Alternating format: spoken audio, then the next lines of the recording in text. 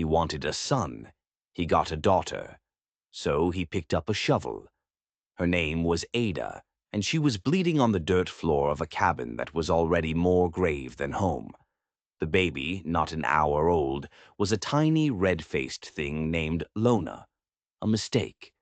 Her husband, Emmett Crow, stood over them, his shadow swallowing the weak lantern light. He'd prayed for a son to carry the Crow name, to bleed for this hard land. But the land had given him a daughter. He didn't speak. He didn't have to. The silence in that cabin was louder than any shout. He turned, his boots grinding against the floorboards, and grabbed the spade leaning against the wall. He was going to take care of it. Not her. Ada tried to push herself up, to scream, to beg, but her body was a traitor. The birthing had taken everything from her. All she could do was wrap her arms tighter around the baby, a shield of bone and failing muscle. Emmett walked out into the early snow, toward the cottonwood trees, where the ground was still soft. He started to dig. No one was coming. No sheriff, no neighbor, no God. There was only the sound of a shovel cutting into cold earth and the whimpering of a child no one wanted. But Emmett made a mistake. He thought Ada was broken. He thought she was done. He didn't know that a mother with nothing left to lose is the most dangerous thing on God's green earth. As he dug, a fire sparked in Ada's gut, a primal rage that burned away the pain. She got to her feet, swaying, grabbing the linen wrap that held her daughter. She didn't have a plan. She just had one thought. Run. She stumbled out the back door, barefoot in the stinging snow, the baby held tight to her chest. The wind bit at her skin, 1,000 tiny knives. She could hear the rhythmic thud of the shovel behind her. He hadn't noticed she was gone. Not yet. She ran into the trees, into the darkness, not knowing where she was going, only that she was moving away from the sound of an open grave. The snow was a white blur, the trees' skeletal arms reaching for her.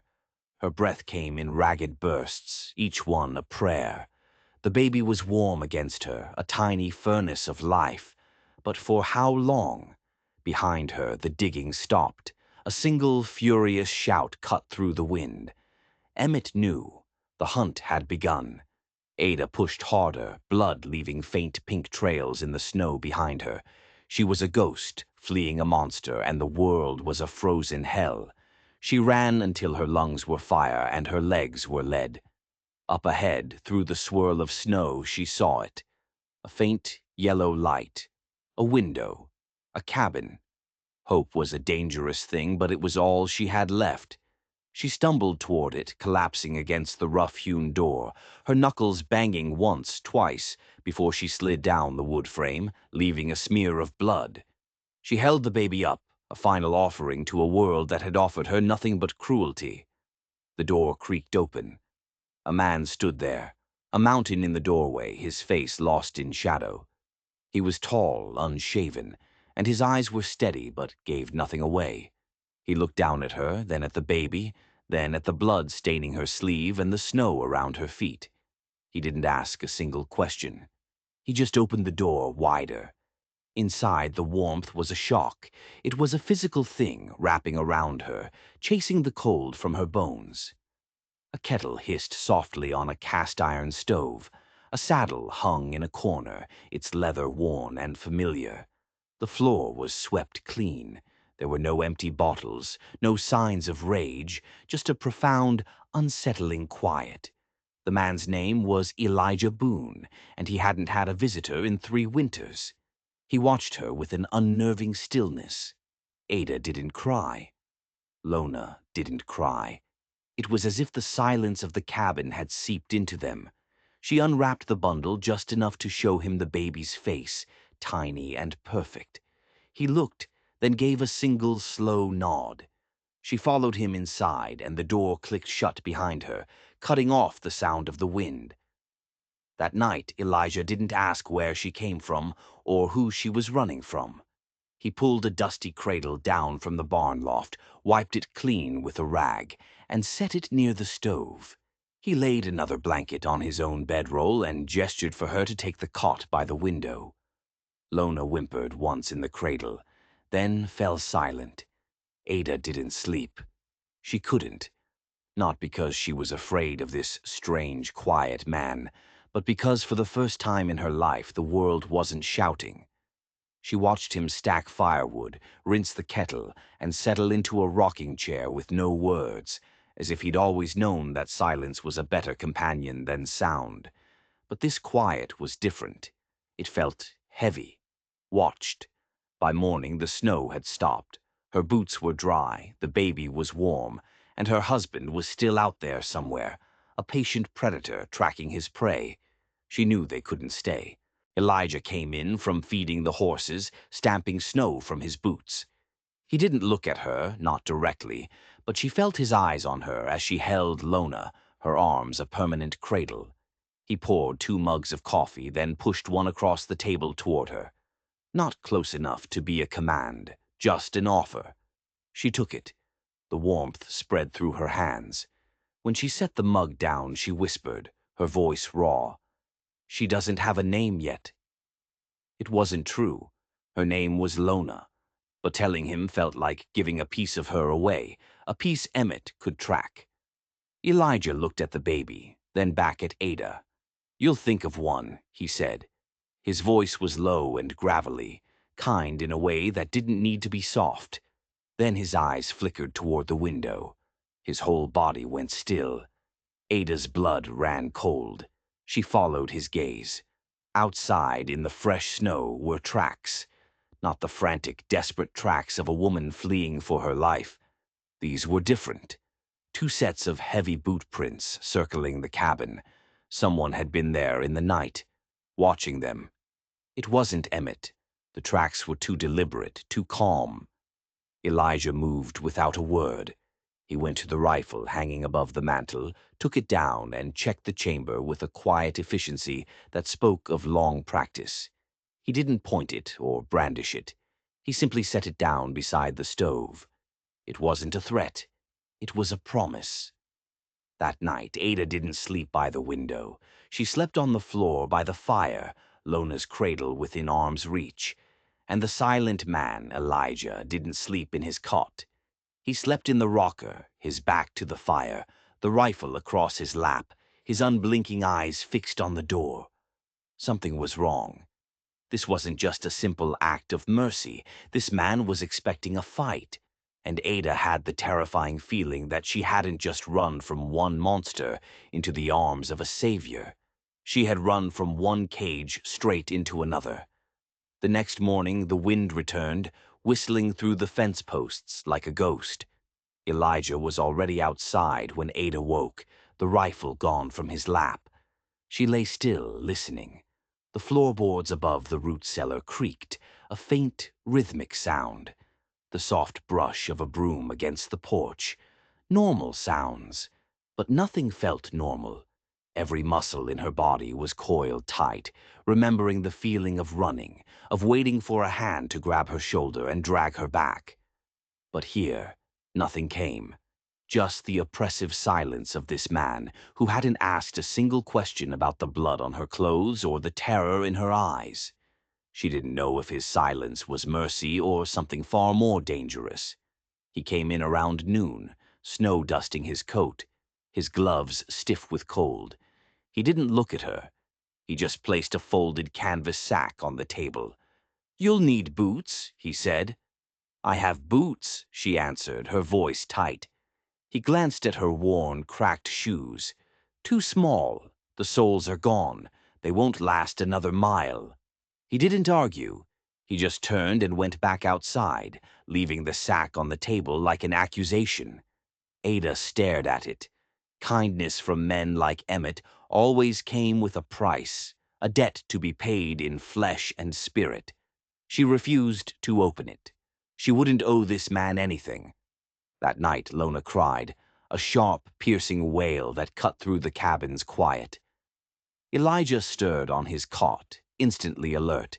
Ada already had the baby at her breast, rocking her, humming a song without words, a melody of pure survival.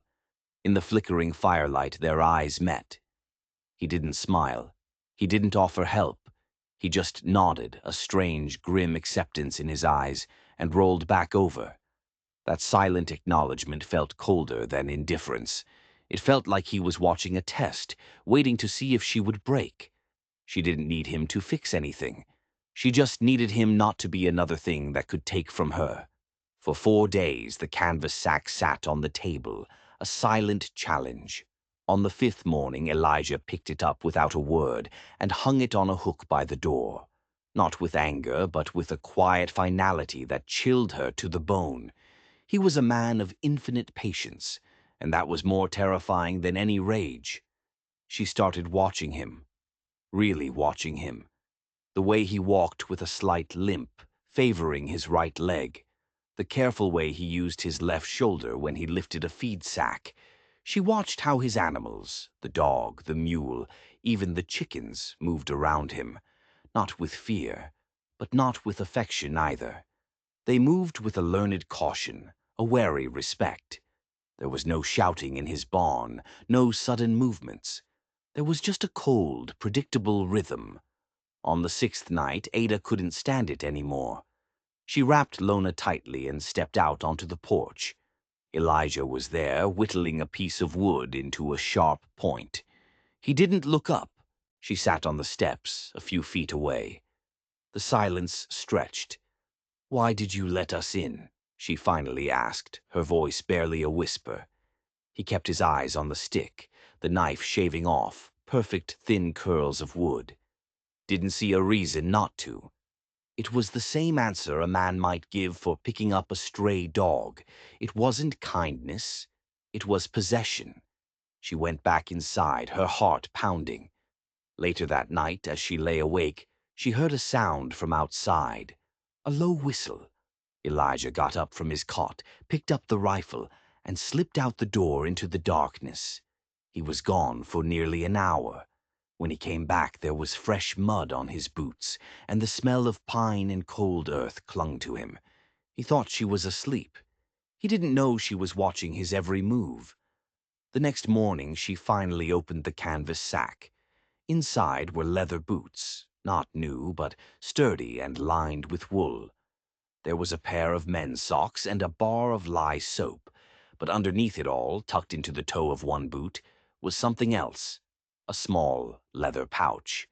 Inside, nestled in soft cloth, was a single expertly crafted arrowhead made of obsidian. It was identical to the ones her grandfather, a full-blooded Apache, used to make. No one in this part of the country made them like that anymore. This wasn't a gift. It was a message. "I know who you are. I know what you are." She felt a cold dread creep up her spine. This man, Elijah, hadn't just stumbled upon her. He wasn't just a random hermit. He knew something about her people. That night, she had the dream again. Her father's hands, her mother's weak voice, the baby buried under a mound of white snow. She cried out, a sharp, broken sound. Elijah sat bolt upright on his cot. He didn't speak. He just sat there in the darkness, a sentinel watching over her, his presence a heavy weight in the room. And she knew with sickening certainty he wasn't protecting her from the world outside. He was waiting for something, and she and her baby were the bait. 2 weeks. It had been 2 weeks since she'd stumbled into this silent man's life, and every day the quiet in the cabin grew heavier, more suffocating. The snow came and went, a constant reminder that the roads were soft, that escape was impossible. She had started working, not because he asked, but because she couldn't stand the stillness. She swept the floors, fed the chickens, her fingers burning from the cold. She did it to feel real, to feel like she was more than just a captive. She felt his eyes on her constantly, not with judgment, but with an unnerving, analytical gaze. He was studying her. One morning he left a hammer and a jar of rusty nails on the porch rail. An unspoken command. The chicken coop door was loose. The shed roof had a hole. He was testing her, seeing what she was capable of. She picked up the hammer. Her hands knew work. She fixed the hinge on the coupe, her movements sure and steady. When she was done, the latch caught with a satisfying click. She stood back, a small flare of pride in her chest. She didn't see him watching from the barn loft, his face a mask. That evening he sharpened her small skinning knife, a knife he'd never seen her use, and left it by her stew bowl. It was a nod, not to her usefulness, but to her heritage, acknowledging the Apache blood she tried so hard to hide. It was a warning. They were strangers, but the silence between them was no longer empty space. It was a battlefield, a silent negotiation of power. One day, driven by a desperate need to understand the man who held her life in his hands, she searched the cabin while he was out. Tucked in a drawer, she found his journal. The pages were filled with sparse, coded entries, names of horses, notes on fence lines, and then something else. Snow early. Crow sign near the ridge. Her blood turned to ice. Crow sign. He knew Emmett was looking for her. He'd known from the beginning. She kept reading, her hands trembling. Elk herds moving south. The girl is strong, like her mother. Her mother. How could he know anything about her mother? She turned the page. A single entry from 8 winters ago. Mary is gone. The crow bastard left her in the storm. I will not fail again. Mary. The crow bastard. Emmett. She slammed the journal shut, her mind reeling. Who was Mary? And what did she have to do with Emmett? This wasn't a coincidence. Elijah hadn't just saved her. He had been waiting for her. That night, over a stew that tasted like ash in her mouth, he spoke, his voice low and deliberate. Tamarind leaves help with colic. If the baby cries like she's twisting. Ada stared at him. Where would I find those out here? Second bend in the canyon, he said, not looking at her. My wife knew the plants. I just remember. His wife, Mary. She didn't ask more, but the air in the cabin crackled with unspoken history. He had just laid a piece of his past on the table, a calculated move in their silent game. Days later, when Lona did get sick, coughing through the night, Ada rocked her, whispering the soft Apache lullabies her mother had taught her. The baby calmed. By dawn, Elijah had left a small tin on the stove. Inside were dried herbs, not tamarind. Something else. A note was tucked beneath them. Helps the lungs. Mary used this, too. It wasn't an offering. It was a claim. He was tying their lives together, weaving a web of shared history that didn't even exist. He was replacing his dead wife with her. She began to work alongside him, not by his side, but in his orbit. Mending fences, shoveling paths. Each task was a question, each completed chore an answer. They moved around each other like wary predators, never touching, never letting their guard down. One morning she made coffee, strong, the way he liked it.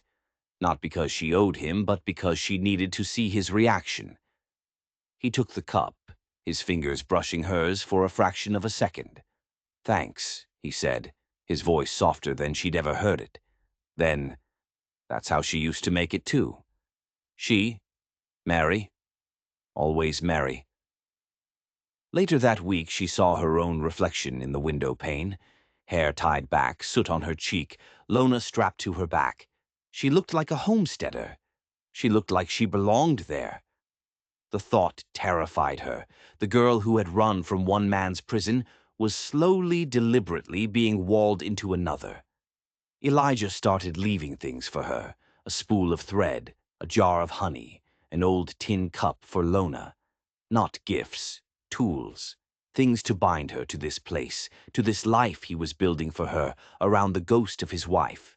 One night she found him on the porch, staring at the stars.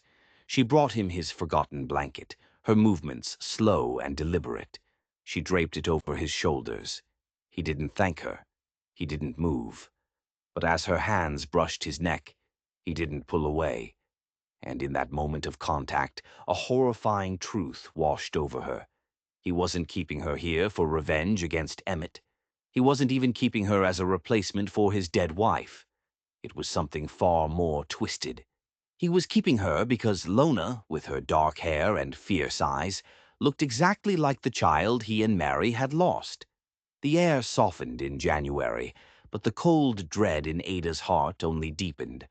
The world outside was thawing, but the cabin had become a pressure cooker of memory and obsession. Elijah's humming started, low and tuneless, while he chopped wood. It wasn't a sound of contentment. It was the sound of a plan coming together. He started speaking Mary's name as if she were still there. Mary always said the storms come from the west this time of year, or this was Mary's favorite blanket. He wasn't talking to Ada. He was talking through her to the ghost he saw when he looked at her. One day he brought in a saddle blanket, smelling of cedar and sun. For her, he said, nodding not at Ada but at Lona. Ada took it, the wool soft against her skin. The blanket was small, intricately woven, clearly made for a child that never got to use it. He was giving his dead child's things to her daughter. Their conversations became a minefield. He'd say, "You notice things," after she commented on the weather, and she knew he was comparing her to Mary. Every word was a comparison, every silence a judgment. She felt herself being erased, replaced piece by piece by a dead woman she'd never known. She stitched a tear in his shirt, a desperate attempt to assert her own presence, to be Ada, not Mary. He wore it the next day, but that evening he left a small silver thimble by her sewing kit. Mary's, the unspoken word hung in the air between them. It was her mother's. He was giving her his dead wife's heirlooms. He was trying to turn her into Mary. The breaking point came when Lona laughed for the first time. Elijah was bouncing her on his knee, a rare moment of unguarded warmth. The sound, a high, joyful giggle, echoed in the quiet cabin.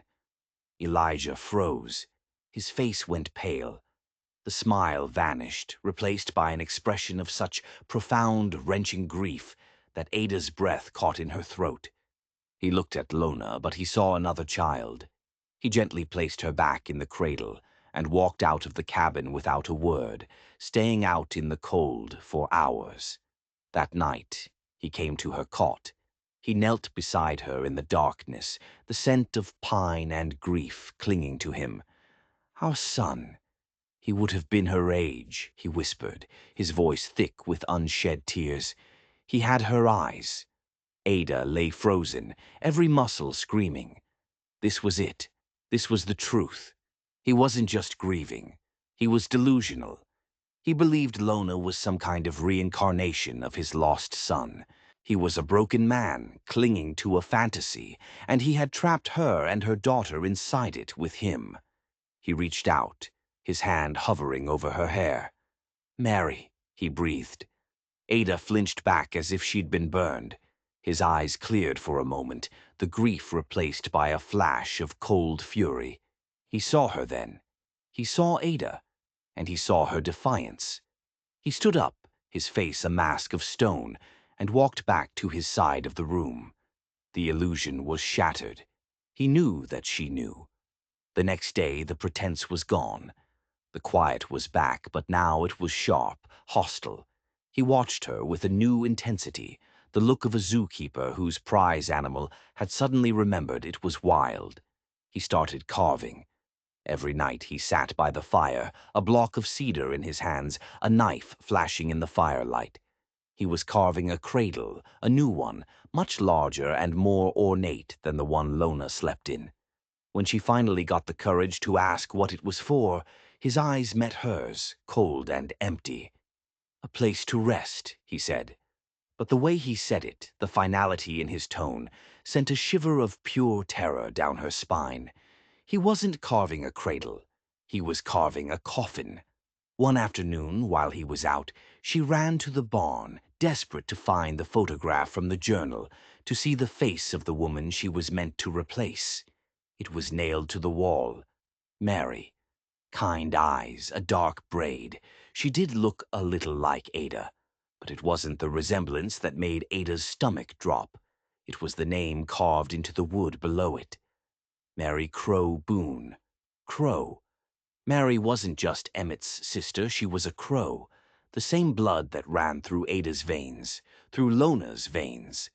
And Elijah hadn't just lost a wife.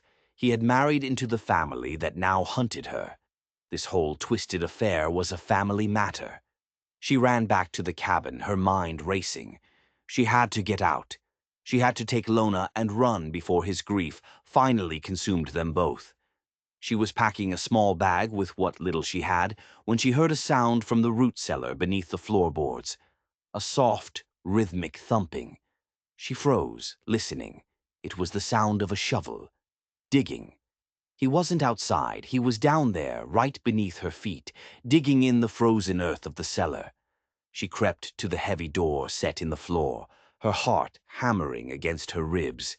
She lifted it an inch. The smell of damp earth and something else, something sweet and rotten, hit her first. In the dim light of a lantern, she saw him. He was deepening a pre-existing hole in the cellar floor. And next to it lay a small wooden box, a child's coffin. He was getting the grave ready. But it wasn't for Lona. He was going to move his son's body from wherever it was buried and bring it inside the house, to bring him home. And he needed a new mother for his dead son, a new, living Mary. The floorboard creaked under her hand. Elijah's head snapped up. His eyes, lit from below by the lantern, were wild, desperate. He saw the open cellar door. He saw her face twisted in horror. He knew she had seen everything. The silence broke. He scrambled up the ladder, his face a mask of rage and betrayal. "You weren't supposed to see that," he roared, his voice a sound she had never heard before, raw and broken. Ada slammed the heavy cellar door shut and threw the bolt. He crashed against it from below, the wood groaning under his weight. "Ada, let me out. She needs me. The boy needs his mother." She backed away, grabbing Lona from the cradle. The baby was crying now, terrified by the shouting.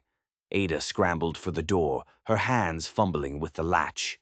Outside, the world was a sea of white. She had nowhere to go. The pounding from the cellar stopped. An eerie silence fell over the cabin. Then she heard a new sound, the scrape of metal against stone. He wasn't trying to break down the door. He was digging his way out. Panic seized her. She looked wildly around the cabin, her eyes landing on the rifle still propped by the stove. She had never fired a gun in her life, but she grabbed it, the cold metal a shocking weight in her hands. She ran out the door into the swirling snow, not looking back. She didn't know the land, didn't know which way to go. She just ran, the heavy rifle banging against her hip, the baby wailing against her chest. Behind her, she heard the sound of splintering wood as Elijah broke through the cabin wall. "Ada!" his voice bellowed, no longer human, just a raw sound of animal need. "You can't take her from me again." He thought Lona was Mary, come back to him in a new form, and he would never let her go. Ada ran blindly, the snow a blinding curtain. She was no longer running from Emmett. She was running from a ghost, from a grief so profound it had broken a man's mind. She stumbled and fell, the rifle flying from her hands. She scrambled to her feet, scooping up the crying baby. A figure emerged from the blizzard in front of her. A man on a horse. For a heart-stopping second she thought it was Emmett. But it wasn't. It was the sheriff. "Ma'am," he said, his voice calm, but his hand was resting on the butt of his pistol. "There's been a complaint. Emmett Crow says a man named Boone kidnapped his wife and child." Ada stared at him, her mind unable to process the words. Emmett hadn't come for her. He'd sent the law. Then, from the direction of the cabin, Elijah's scream echoed through the trees. "Mary!" The sheriff's eyes widened. He drew his gun. "Get behind me, ma'am," he said, his voice tight. Elijah burst through the trees, his clothes torn, his eyes wild with madness. He wasn't holding a weapon. He was holding the small, rotted coffin she had seen in the cellar. "You left me," he screamed, his words directed at Ada, at Lona. "You left our son, but I found him. I'm bringing him home, Mary. We can be a family again." He started toward them, stumbling through the deep snow, holding the coffin out like an offering. The sheriff raised his pistol. "Boone, stop right there. Put the box down." Elijah didn't seem to hear him. He only had eyes for Ada and the baby in her arms. "It's all right, Mary. I'm not angry anymore. Come home. Come back to me." Ada backed away, clutching Lona so tightly the baby cried out in protest. This was the end, trapped between a madman and a lawman who thought she was a criminal. Suddenly another sound cut through the wind, the thunder of hoofbeats. Two riders burst into the clearing from the opposite direction. It was Emmett Crow and his younger cousin. Emmett's face was a mask of cold fury. He wasn't looking at Ada. He was looking at Elijah. "That's him, Sheriff," Emmett snarled. "That's the man who took my family." The clearing was now a standoff. The sheriff, gun drawn, caught between two feuding families. Elijah, lost in his grief, clutching the coffin of his dead son. And Emmett, the original monster, playing the part of the grieving husband. But Emmett wasn't looking at Ada with concern. He was looking at Lona with an unnerving hunger. His wife, Ada's mother, had died from complications of the birth. Emmett had no wife and no son. Lona was all he had left, his only heir. He didn't want to bury her anymore. He wanted to own her. "Give me my daughter, Ada," Emmett said, his voice dangerously low. Elijah screamed, a sound of pure agony. "She's not your daughter. She's my Mary, and you killed her. You killed them both." He pointed a trembling finger at Emmett. "You drove her out into the storm. You let my son die. You crow bastard." The sheriff looked from Elijah's crazed, grieving face to Emmett's cold, possessive one. The truth, ugly and raw, hung in the frozen air. Ada knew in that moment that no one was going to save her. The law wouldn't help. These men would tear each other apart, and she and Lona would be the spoils. She backed away slowly, her eyes darting to the rifle lying in the snow a few feet away. She had run from a shovel. She had run from a ghost. She was done running. She dove for the gun. Ada hit the snow, her fingers closing around the cold steel of the rifle. She rolled, bringing the stock to her shoulder, the movement awkward but desperate. The world narrowed to the sights at the end of the barrel. Emmett reacted first, pulling a pistol from his belt. "Don't be a fool, girl," the sheriff shouted. "Drop the weapon." But his own gun was wavering, unsure of where the real threat lay. Elijah was still screaming, lost in his own private hell. "She's mine, Emmett. You won't take her from me again." He started to run, not at Emmett, but at Ada, his arms outstretched, the little coffin clutched to his chest. He was going to take Lona. Ada didn't think. She just acted. She aimed the rifle not at Emmett, the man who wanted to own her, but at Elijah, the man who wanted to erase her. She pulled the trigger. The explosion was deafening. The rifle kicked back, slamming into her shoulder, but her aim was true. Elijah stumbled, a look of pure shock on his face. He looked down at the child's coffin in his arms, now splintered by the bullet, then back up at her. In his eyes, the madness receded, replaced by a moment of horrifying clarity. He saw her. He saw Ada. He saw Lona. And he saw what he had become. "Mary," he whispered, and then he collapsed into the snow. Silence. The only sound was the wind and Lona's terrified crying. Emmett stared at Ada, at the smoking rifle in her hands, a new kind of respect dawning in his cold eyes. He had created a monster, but he had also created a survivor. The sheriff, his face pale, slowly lowered his pistol. He finally understood. "Emmett," he said, his voice hard as iron. "You said this man was a kidnapper, but it seems to me he was just a grieving husband. And you've got some questions to answer about your sister, Mary Crow." Emmett's face tightened. The men in this valley knew the story of how Mary had run off and disappeared years ago. They had just never had a reason to question it. Until now. He looked at Ada, at the rifle she still held steady. He looked at the sheriff, whose eyes were now full of suspicion. He was outnumbered, defeated. Not by guns, but by the truth. A desperate woman had finally fired into the open. Without another word, he turned his horse and rode away, his cousin following close behind. He vanished into the snow like a bad dream. Ada was left in the clearing with the sheriff and the still form of Elijah Boone. She slowly lowered the rifle, her body trembling with adrenaline and exhaustion. The sheriff walked over to Elijah. He knelt, checking for a pulse. "He's alive," he said, looking up at her with a complicated expression. "You shot the box, not him. Just knocked the wind out of him." Relief, confusing and unwelcome, washed over Ada. She hadn't wanted to kill him. She had just wanted him to see her. They took Elijah back to town. He didn't fight. The madness was gone, leaving behind a hollow, broken man. They said he confessed everything, about Mary, about the baby, about the long years of grief that had finally shattered his mind. Ada didn't stay to see what happened. The sheriff gave her a horse and pointed her south, toward a new territory, a new life.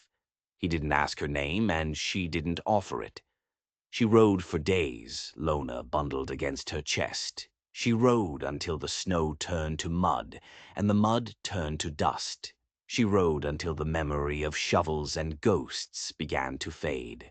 She found a small, quiet town in a valley where the sun was warm and the people minded their own business.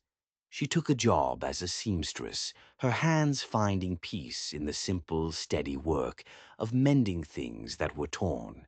She gave Lona her real name. She told her stories, not of the men who had tried to bury her, but of the fierce Apache blood that ran in her veins, the blood of survivors. She taught her that a woman's strength wasn't in her fists, but in her will to keep walking. Years passed. Lona grew into a strong, smart girl with her mother's resilience and eyes that saw the world for what it was. Ada never told her the whole story of her birth. She didn't have to. Lona knew she was wanted, she was loved, and that was the only truth that mattered. One day, a letter arrived, forwarded from a town she'd passed through years ago. It had no return address. Inside was a single sheet of paper. The handwriting was rough, but careful. "I am sorry. I hope you found your quiet."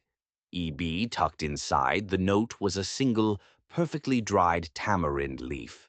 Ada held it in her hand, the past a distant echo. She had found her quiet. Not in a silent cabin with a broken man, but in a life she had built with her own two hands, for herself and for her daughter. The West wasn't won by strong men with guns. It was built on the backs of quiet women who refused to be buried, who picked up the pieces and stitched them into a future. Women who learned to be their own saviors. And that's a story worth telling. If you enjoyed this story, don't forget to hit that subscribe button and ring the bell for more tales from the forgotten corners of history. We believe that the most powerful stories are the ones that have been silenced, and our mission is to give them a voice. Let us know in the comments below. What do you think justice looks like in a lawless land? Was Ada right to do what she did? And if you know someone who needs to be reminded of their own strength, share this story with them. We'll keep the fire burning for you.